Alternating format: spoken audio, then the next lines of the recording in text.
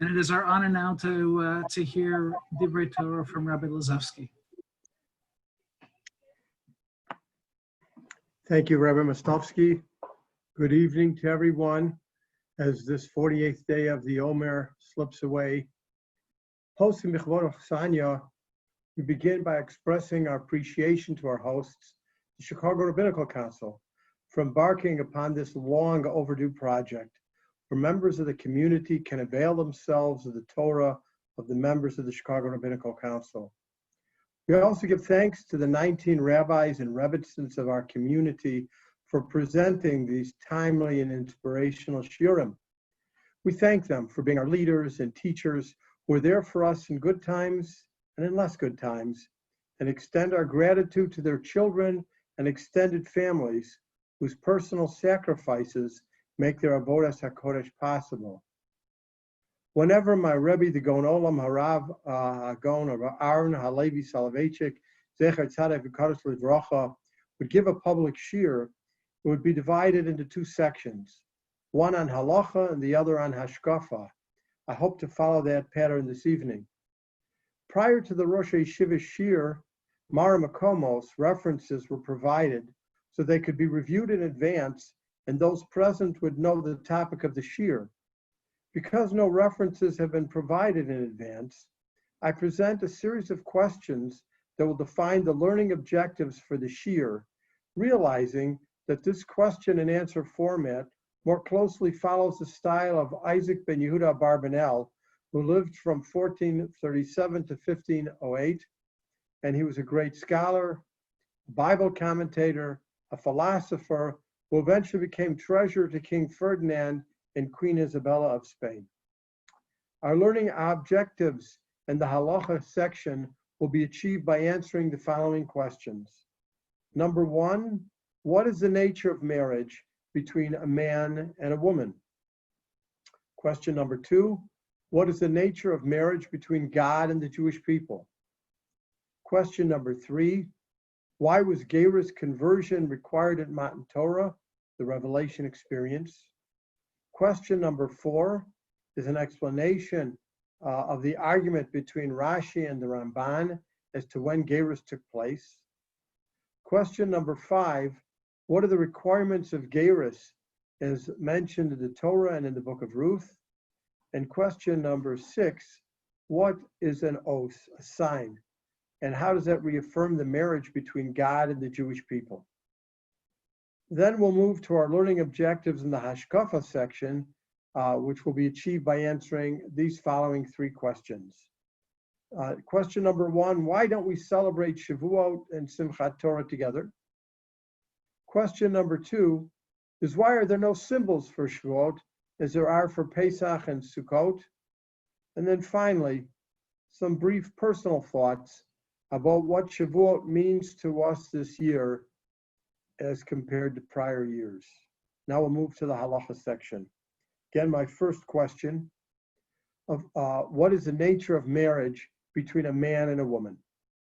Of course, there are the formal requirements of marriage, kiddushin, which can be done either through kesef, shtar, or bia, with the current practice being to perform kiddushin by the giving of a ring.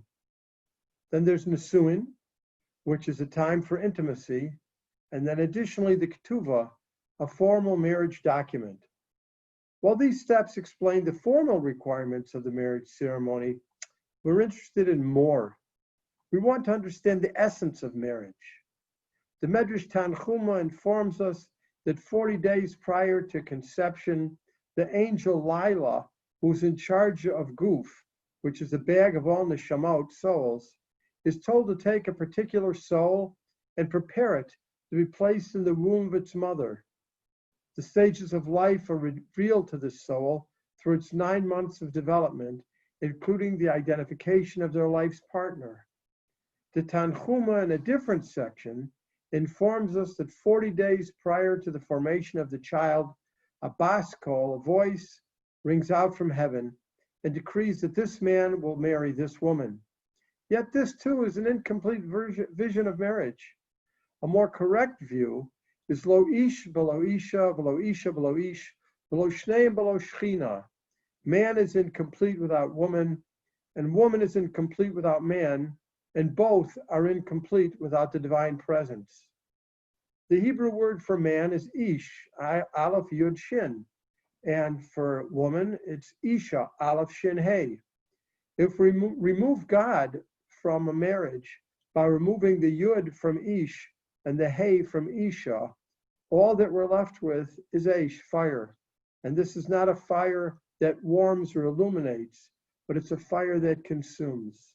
So it's completely expected that a Kadosh Baruch Hu is an integral part of every Jewish marriage. But yet, what is the reason for a marriage between a man and a woman? The Rav, Rabbi Joseph B. Soloveitchik, Zecher Tzaddik Kodesh Livracha, described marriage in the following way. Marriage is not an ordinary transaction. It's not just a civil commitment or a mundane partnership. It's an existential commitment, a covenantal union. Two lonely people join their souls.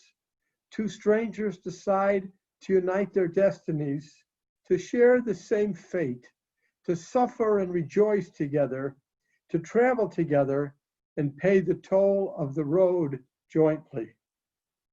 When couples marry, they have no way of knowing the tolls that they'll have to pay along the way as they live their lives. There is no easily understandable rhyme nor reason for the disparities in tolls that must be paid by different couples. For some, it's the price of poverty. For others, it's the challenge of wealth. For still others, sickness. And for others, tsar gidul banim, the problems of rearing a family, and so on and so on. As individuals, we just don't know the price we'll have to pay, but we do know that we need a partner as we travel the road together. Now, the marriage between couples differs from our commitment to our Kadosh Baruch Hu. The Rav, in his work on Pesach, Sfirat HaOmer, and Shavuot, wrote of the difference between the marriage bond and between the bond that we have with the Almighty. Says the Rav, the commitment between husband and wife is very strong in Judaism, but it is not limitless. Had Judaism considered it an unlimited commitment, the institution of divorce as an instrument of separation could never have been recognized.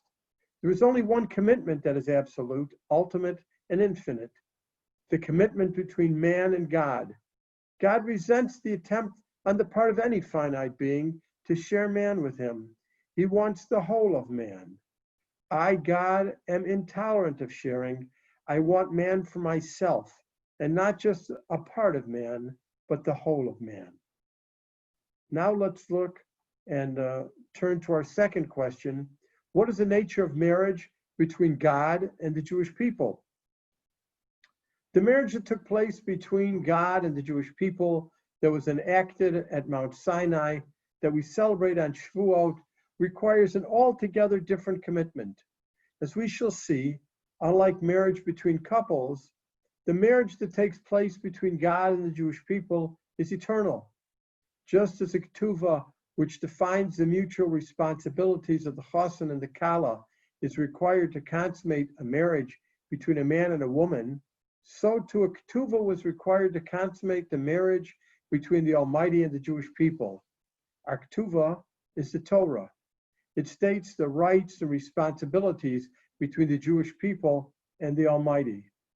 In the Parsha of Zos HaBracha, chapter 33, verse 4, we speak of the marriage ceremony that took place on Shavuot between HaKadosh Baruch Hu and the Jewish people at Mount Sinai. It's a song we all know. We teach it to our children from a very young age. Torah tziva lanu Moshe, Morasha kihilas Yaakov, Atikra Morasha elam orasa. Don't translate this verse as the Torah that Moshe commanded us is a heritage of the congregation of Jacob, but rather translate this as the Torah that was commanded to us by Moses is the marriage ceremony of God and the Jewish people. The Shir of Shirim confirms this as well, that a marriage took place between God and the Jewish people in Perek Gimel, in chapter 3, verse 11. Go out and see, daughters of Zion, the king Shlomo, in the crown which his mother has made him on the day of his wedding and on the day that his heart rejoices. This refers to Matan Torah. And the Torah Tamima cites the Mishnah in Tainus, page 26, folio B, that B'yom Chatunaso, on the day of his wedding, is another reference to the giving of the Torah on Shavuos. Our third question: why was Gerus conversion required at Matan Torah as part of the revelation experience? Prior to the marriage ceremony between God and the Jewish people, the people had to undergo Gerus, which was consummated through the second of two covenants enacted by Moshe Rabbeinu. The Jewish people underwent Gerus conversion, which involved Tevilah, ritual immersion, Milah, ritual circumcision for men, and the bringing of a korban prior to consummating the marriage. The ritual immersion and the circumcision took place in Egypt.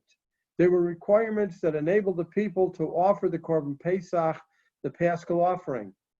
According to my Rabbi, Rav Arna Levi Soloveitchik, Zecher Tzadik Kol Shivracha, as descendants of Avram, the people already had Kedushas Yisrael Klalis, the general sanctity of the nation of Israel, but they lacked Kedushas Yisrael Pratis, the individual sanctity that would be actualized through the mitzvahs of Torah. Because they were going to accept the Torah and receive additional mitzvahs, they required conversion. The Rav, Rabbi Yoshe Ber, describes these two Kedushos as Kedushas Yichus and Kedushas Atzmis. Our fourth question: when did the Gerus take place? There's an argument between Rashi and the Ramban Nachmanides as to exactly when the conversion of the people took place. According to Rashi, the conversion took place on the fourth day of Sivan prior to Matan Torah, which took place on the sixth day of Sivan. The Ramban Nachmanides is of the opinion that the people were converted once in Egypt so that they could bring the Paschal sacrifice, and they required an additional conversion to receive the additional mitzvahs of Torah, which took place on the day after they received the Torah. The Rab explains that according to Nachmanides, the sanctity of the Jewish people was affected by the Sinai experience, not by conversion. But there was still a mitzvah to undergo formal conversion, which required them to hear and learn of their obligations that were contained in the Torah in order to acknowledge what they were accepting. Our fifth question: what are the formal requirements of conversion that are found in the Torah and that are found in the book of Ruth? The Gemara in Maseches Krisus, page 9, folio A, explains the need for converting the Jewish people at Matan Torah, which included the requirement of bringing a sacrifice. The source of the requirement to bring a sacrifice as a final act of conversion is found in the Sefer Shmos, the book of Exodus, chapter 24, verses 1 through 8. These verses discuss the covenant and the bringing of the sacrifices, the conversion ceremony that took place at Har Sinai at Mount Sinai. Pasuk Vav, verse 6, discusses Moshe taking blood from the peace offerings that were brought by the people and sprinkling half on the altar and the other half on the people. Says the Pasuk, and I quote the English, "And Moshe took half the blood and put it into the basins, and half the blood he sprinkled on the altar." Verse 7 quotes the Jewish people's finest hour when they recited Na'aseh v'nishma. Again, the English translation, Pasuk Zion, "He took the book of the covenant and read it in earshot of the people, and they said, 'Everything that Hashem has said, we will do and we shall obey.'" We learn about the obligations that a convert must accept upon themselves as part of the requirements of Gerus in the book of Ruth, in Perek Aleph in chapter 1, verses 16 and 17, when we examine a dialogue that took place between Ruth and Naomi when they were returning from the land of Moab on their way to the land of Israel. This was not an idle conversation, but based on this discussion, we learned the requirements of conversion that exist to this day as delineated in the Gemara Yevamos and the Talmud, on Yevamos, page 47, folios A and B. Naomi was attempting to dissuade Ruth from converting and from returning with her by explaining to Ruth the difficulties of becoming Jewish. While we see the responses of Ruth, we have to imagine what questions Naomi was asking her to elicit the responses found in the verses. Rashi provides us with the questions asked by Naomi during this dialogue. In chapter 1, verses 16 and 17 in the book of Ruth. In verse 16, and I quote the English, Ruth replied, "Do not press me to leave you, to turn back from following you, for wherever you go, I will go, and wherever you sleep, I will sleep. Your people are my people, and your God is my God." Explains Rashi, where you go, I shall go, expresses the acceptance by Ruth of Tchum Shabbos and of the requirement of all the mitzvahs of Shabbos. Where you dwell, I shall dwell, expresses the acceptance, the prohibition of Yichud.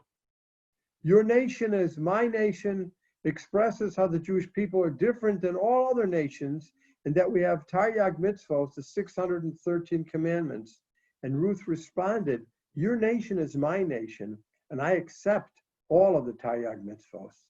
And we are prohibited from serving idolatry. Ruth responded, your God is my God. In verse 17, again reading the pasuk in English, where you die, I will die, and there I will be buried. Let the Eternal treat me like this, and even worse, if anything but death separates between me and you. Explains Rashi, where you die, I will die, reflected Ruth's acceptance of the Arba Misos based in the 4 deaths administered by the Jewish court for violating capital crimes. And there will I be buried. Those put to death by the Jewish court by stoning and burning are buried in one place, and those put to death by decapitation and hanging are buried in another place. And Ruth accepted all of these laws and the authority of Beis Din. Our 6th question, what sign reaffirms the marriage between God and the Jewish people? And that, of course, is tefillin. Tefillin are an oath, a sign of the covenant between God and the Jewish people. On the 6 weekday mornings, when putting on the tefillin on our hand, we recite 2 verses from the prophet Hosea in chapter 2, verses 21 and 22. These 2 verses are also the conclusion of the Haftorah Bamidbar, last week's Torah portion, and they describe the ongoing marriage relationship between God and the Jewish people. In verse 21, and I will betroth you to me forever, and I will betroth you to me with righteousness and with justice, and with loving kindness and with mercy. In verse 22, I will betroth you to me with faith, and you shall know the Lord. Again, the Rav in the Masoras Rav Chumash on Sefer Bamidbar in the book of Numbers describes marriage and the marriage between God and the Jewish people. Marriage is not merely a civil institution. Marriage, like the covenantal union, distinguishes itself by a deep sense of loyalty and faith. Marriage, charged with the task of redeeming the erotic experience, tries to free the latter from the eros. The task of marriage is to teach man to find love and identity and continuity. Within the framework of marriage, love becomes not an instinctual reaction of an excited heart to the shocking, sudden encounter with beauty, but an intentional experience in reply to a metaphysical, ethical summons, a response to a great challenge, replete with ethical motifs. Love, emerging from an existential moral awareness, is sustained not by the flame of passion, but by the strength of the divine norm. Marriage is a covenant, and when the prophet Hosea portrayed the eternal bond between God and Israel in glowing, ecstatic words, he claimed that Israel is similarly betrothed to HaKadosh Baruch Hu in faith. And I will betroth you to me forever, and I will betroth you to me with righteousness and with justice, and with loving kindness and with mercy. And I will betroth you to me with faith, and you shall know the Lord. To summarize, we've demonstrated that Matan Torah and Shavuos was the marriage ceremony between God and the Jewish people, that the Torah was our ketuvah that clarified our mutual obligations, and that our marriage was eternal and irrevocable. We explained the need for gerus at Matan Torah and the requirements of gerus. We discussed that we must focus on the most important part of marriage, the personal relationship that takes place after the marriage ceremony. That relationship was carried on in the Mishkan, in the Beis HaMikdash, and our Mikdash Miyad in our synagogues, but most importantly, it is carried out in our homes. The sanctity of our homes helps define how we live our lives, relate to one another, act in the public square, ever mindful of our commitments to our families and fellow man. The focus of the sanctity of marriage in our homes must remind us of our marriage and commitment to the Almighty as the Am Segula, the treasured and sanctified nation. We'll now move on to the questions of the Hashkafa section. The first question is, why don't we celebrate Shavuot and Simchas Torah together? It's a very simple, compelling question. We understand Shavuot as a marriage ceremony between God and the Jewish people. When Moses descended from Mount Sinai, the marriage relationship, the love relationship between God and Knesset Yisrael had already begun. The first luchos were given on Shavuos in great fanfare and were subsequently broken when Moshe descended Mount Sinai and saw a portion of the people dancing around the golden calf. 40 days hadn't passed, and we already had violated our marriage vows. The luchos were destroyed specifically because they were given with great fanfare, as while a ceremony can be full of pomp and circumstance, ein yafa min tznius, there's nothing more beautiful than tznius. Tznius means more than modesty. It's a way of thinking, an approach to life. As my parents of blessed memory always taught me, Hasnei lecha sim elokecha, walk humbly with your God. In the final analysis, what is the importance of our life's work? What are the achievements of man? How great are our deeds if we don't live our lives as servants of the Almighty? Yom Kippur is when we receive the second set of luchos and the written and the oral law.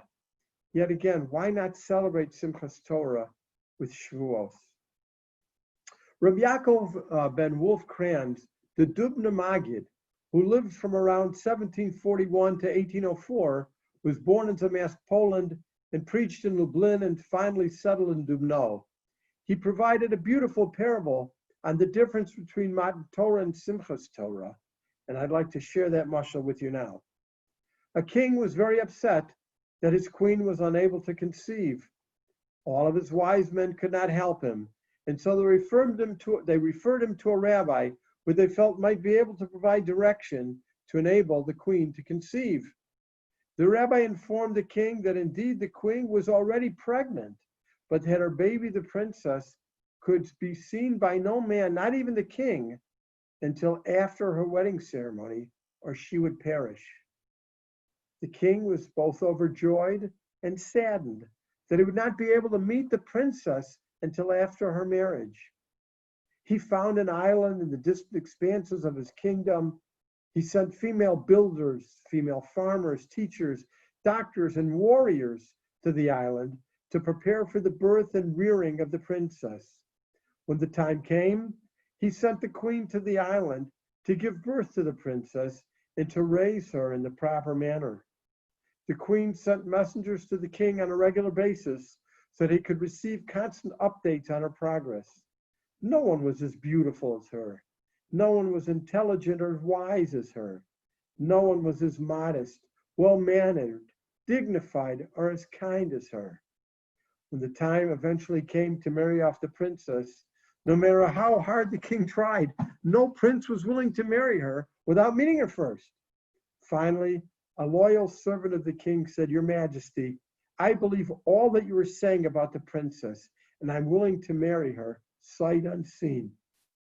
The marriage was arranged, a date was set, the bride was heavily veiled, and after the ceremony was concluded, the king and the new husband of the princess were finally able to see the princess for the very first time. None of the reports about the princess could even come close to describing her poise, beauty, grace, nobility, or her many attributes. The prince remained with his new bride for several months to get to know her better prior to returning to the royal palace. Upon their return, the king made a royal reception for the entire kingdom to meet his daughter, the princess, and her new husband, the prince, a coming out ceremony for the new royal couple. That was the mashal, the parable. But what's the nimshal? The princess was a Torah. No one would marry her except the loyal servant of the king, represented by the Jewish people who said Nasiv and Ishma. The Jewish people, humble servants of the Almighty, were the only nation on earth willing to accept the Torah sight unseen. It was not until after the wedding reception took place much later that everyone saw the greatness of the princess, the Torah, which took place on Simchas Torah. Only after the Jewish people were able to become familiar with the Torah could they adequately praise and rejoice with her, which take place on Simchas Torah. This parable explains the separation between Simchas Torah and the marriage ceremony that took place on Shavuos between HaKadosh Baruch Hu, the Holy One, blessed is He, and the Jewish people. A marriage anniversary that is commemorated, celebrated, and re-experienced every year on this 6th day of Sivan, according to the Jewish calendar that was calculated by Hillel Hasheni. Their parable also explains the reason for celebrating Simchas Torah months later. After we were able to get to know the Torah and become familiar with her, we were able to show the world that we were correct to put our trust in the Almighty and to accept His holy Torah. We were right to become His messengers, to make God's holy Torah known to the entire world, and to become those responsible for bringing light, hope, and peace to the entire world. Now to our second question. Why are no symbols for Shavuot as there are for Pesach and Sukkot? All other Jewish holidays have symbols, such as matzah and maror on Pesach, Sukkah, lulav and esrog, and Hoshana Rabbah on Sukkot. Why are there no symbols for Shavuot? And no cheesecake or blintzes are not considered symbols. I would like to share an answer to this question from Rav Moshe Soloveitchik Shlita. Passover and Sukkot need symbols because we celebrate these holidays to commemorate events of the past. We have to re-experience the past. As we say, B'chol dor v'dor chayav adam liros es atzmo, kilu yatzim mitzrayim. To re-experience the past, we need symbols. Shavuos has no symbols because with the arrival of Shavuos, we entered a new era, the age of the Torah, an era that will never end. The nations of the world commemorate many ages, the Stone Age, the Iron Age, the Bronze Age, the Nuclear Age. Today we're in the Communications Age. However, the Jewish people for the last thousands of years have commemorated the age of Torah, the age that we're in now, and as mentioned, the age of Torah will never end. Finally, I have some brief personal reflections about what Shavuos means to us this year as compared with prior years. This Shavuot will be very different than the other observances that we've experienced in the past because of the coronavirus strain COVID-19. Eretz Yisrael is opening and permitting synagogue services in Minyanim. In the United States, some synagogues will be open in some states and closed in others. Yet we must realize that the essence of Yom Tov Shavuos is the same. Shavuos is the anniversary of the marriage of the Jewish people to the Almighty, the event where we married God, became the chosen people, and accepted our ksuva, His holy Torah. Just as couples recall events from their marriage ceremony that may have taken long ago, and they look from the marriage ceremony to the present, they do so with thankfulness and gratitude for all of the blessings that the Almighty has showered upon them. We also should celebrate this Shavuos with the same joy. True, we've lived through great catastrophes, the loss of young and old. We've been forced to deal with loneliness and mental health issues. We're confronted by losses of businesses, jobs, and income, and an entire new lifestyle for the foreseeable future. And yet, we're still not out of the woods, but we are still here. We're still here because of the marriage commitment of Shavuos that gave rise to the eternality of the Jewish people. As we sing on Simchas Torah, Yisrael v'yaraisa kucha brichu chadhu. The Jewish people, the Torah, and the Almighty are one, and for that we must be thankful. On Passover, we read Shir Hashirim, the great love song where we search for our beloved. Where is HaKadosh Baruch Hu, our Chosen? How long will our actions keep us separated? Why must Hashem remind us that He is the Borei Olam, creator and master of the universe, in such a seemingly harsh way? If we remember and appreciate all the chesed done on our behalf by HaKadosh Baruch Hu, and truly continue the transformational conduct and actions brought about by our individual and collective acts of tshuva that we've undertaken over the past 10 weeks, then we can be assured that our tefillos will be answered. We'll be able to look forward to the day in the not-so-distant future when our trials and tribulations will be behind us, and all the nations of the world will join us as we rededicate the Beis Hamikdash and rebuild Yerushalayim. Keni Ratzon and Amen, with my warmest best wishes for Chag Sameach. Thank you so much, Rabbi Lazovsky. We appreciated the beautiful Divrei Torah, the beautiful shir.